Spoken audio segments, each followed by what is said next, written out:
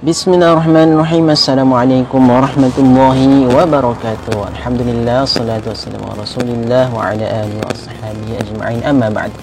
Teman-teman sekalian, kembali berjumpa dengan saya di channel Ide Kaligrafi, channel yang masih pemula sih sebenarnya, masih berbagi ilmu sedikit-sedikit yang saya tahu terkait dengan dunia kaligrafi.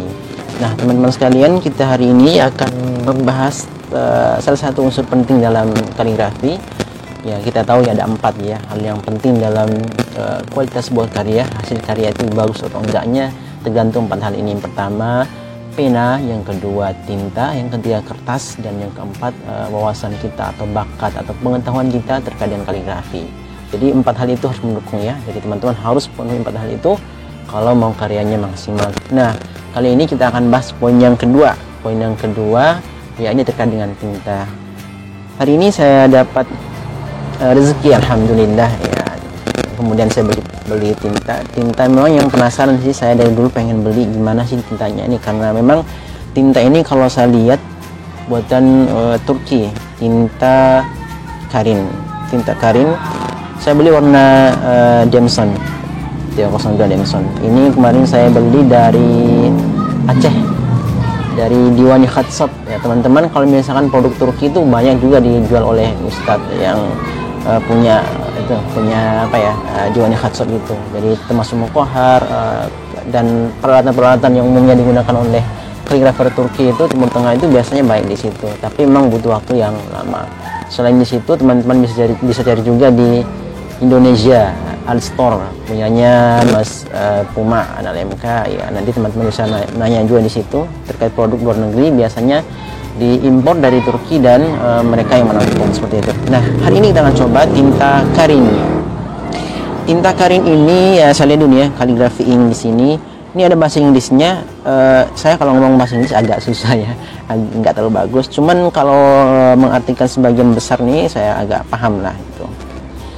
Ya, Karin kaligrafi ini bisa digunakan dengan menulis ya, dengan menggunakan pena wood ya, bambu atau kayak kita lah handam kayak gini misalnya. Kemudian metal nibs. Metal nibs ini seperti fountain pen ya, fountain pen yang kayak gini nih. Nah, kayak gini, yang metal ujungnya itu fountain pen. Kemudian brush and airbrush guns ya. Ini kuas atau biasanya airbrush itu ya, kita tahu ya ini. Kemudian waterproof when dried. Ini dia tahan air when atau ketika dia mengering. Jadi ketika kering dia tahan air insya Allah. Tapi kalau misalnya pas pertama kita coba sepertinya dia nggak tahan air. Nanti kita coba buktikan. Kemudian before use ini dikocok dulu kayak gini. Ini anjurannya. Jadi produk-produk itu teman-teman harus kita baca juga petunjuknya gimana. Nah, ini termasuk ini. Jadi boleh menggunakan handam, kuas, fountain pen, pena, terus spidol juga kayaknya bisa untuk disulang. Jadi ini Istanbul dari Turki, buatan Turki. Nah, sekarang langsung kita coba. Saya akan coba langsung menggunakan handam. Oke, saya akan coba. Sebenarnya sebelumnya udah saya coba ya, sebelumnya, tapi nanti akan saya buktikan lagi. Sekarang saya akan tulis menggunakan handam. Mohon ditunggu sebentar, saya mau ambil dulu tintanya dikit.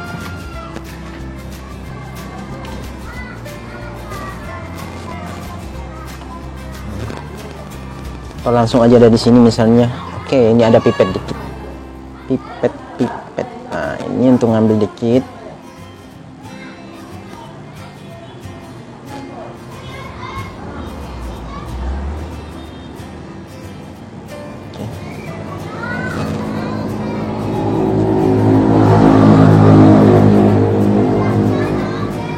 Oke.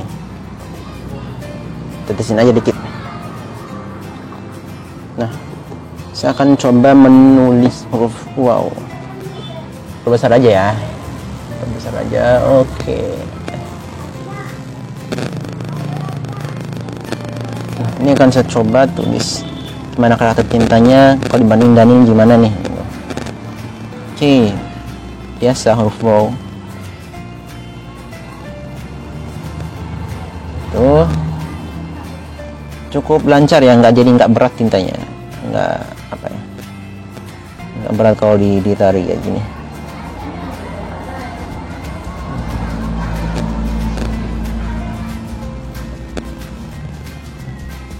Untuk harganya sekitar 60 ribuan ya, 60 ribu.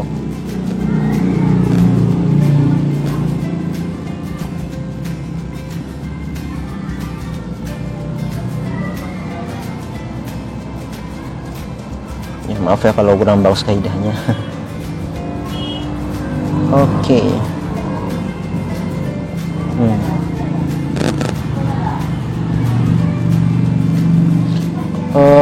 Cukup bagus ya untuk tintanya, warnanya juga cukup hidup lah, cukup pekat. Nah ini udah, kalau dilihat ini agak kering nih, ini masih basah. Nah kalau Danil kan kalau kita coba gores misalnya kan dia kering, sentuh udah tetap bertahan. Tapi kalau ini saya lihat, nah itu tadi dia akan waterproof ya, tahan air kalau dia sudah mengering. Tapi kalau masih baru nulis kayak gini, kita langsung apa namanya, kita coba langsung sentuh misalnya, maka ini kekurangannya. Nah dia hilang tuh. Kalau Danil lah, kalau kita udah kering misalnya kan kayak gini misalnya tinta Danil, gosok-gosok gini pun nggak akan hilang deh, aman. Itu kelebihannya Danil. Nah kurangan tinta ini kalau kita ini waterproof agak lama. Nah teman-teman harus tahu juga, ini tulisan saya kemarin, saya coba pena ini tinta ini tulisan saya kemarin. Nah gimana hasilnya, saya coba gosok lagi, masih.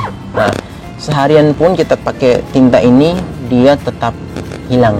Nah tetap hilang, tidak lengket. Beda sama Danil atau mungkin tinta Winsor, itu Winsor cepat banget keringnya juga dan dia kuat dia gitu. Apalagi ya tinta Smink itu memang kualitasnya jauh ya. Nah tinta ini pun kalau saya ditimpa kayak gini misalnya, timpa kayak gini misalnya nih. Nah biasanya agak kayak terangkat gitu loh, mirip-mirip kayak Danil gitu. Kalau dia nabrak lagi misalnya kayak gini, nah biasanya di bagian-bagian sini tuh kadang-kadang kurang bagus ya, kadang-kadang terangkat juga jadi kebawa sama yang ini ya. Itu beda sama Smink kan. Smink kalau kita timpa misalnya, timpa di sini masih aman itu. Memang beda sama ini sih kualitasnya ya itu. Nah sekarang saya coba ini nggak pakai air ya, gosok gini aja udah hilang nih. Sekarang saya coba pakai air, ambil air dikit nih, ambil air dikit, saya gosokkan di sini yang saya tulis kemarin. Nah hilang. Jadi memang dia kurang apa ya, kurang tahan air. Coba itu.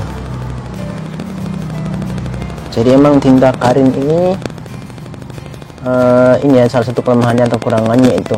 Jadi teman-teman udah saya kira udah tahu lah ya. Ini mungkin bisa jadi pertimbangan teman-teman kalau mau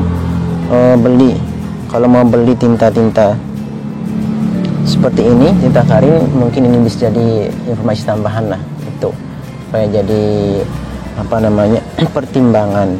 Tapi dia saya ini aromanya ya nggak bau ya, nggak kayak Danil, nggak bau.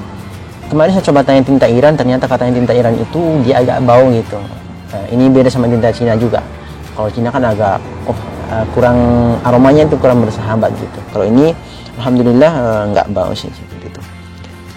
Oke, itu aja teman-teman sekalian. Jadi kesimpulannya waterproof ya, tapi tahan air, cuman memang butuh waktu lama. Ini pun sehari masih bisa kayak gini hilang ya kalau pakai air ya. Kalau pakai air masih bisa hilang. Kalau untuk latihan biasa mungkin bisa lah. Ini baru tadi, nah hilang juga.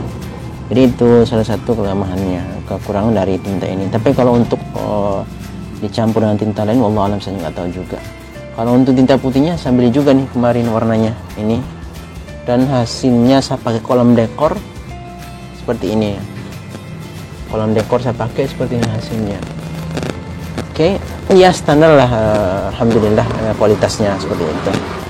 Oke, mudah-mudahan ini bermanfaat untuk kita semua dan mudah-mudahan menjadi tambahan informasi atau ilmu kita agar lebih selektif memilih tinta atau alat apapun yang kita gunakan untuk menulis Al-Quran. Jadi pilihlah yang terbaik. Kalaupun belum sempat bisa dapatkan terbaik, ya sabar dulu lah, kita gunakan apa adanya dulu. Oke, cukup sekian ya.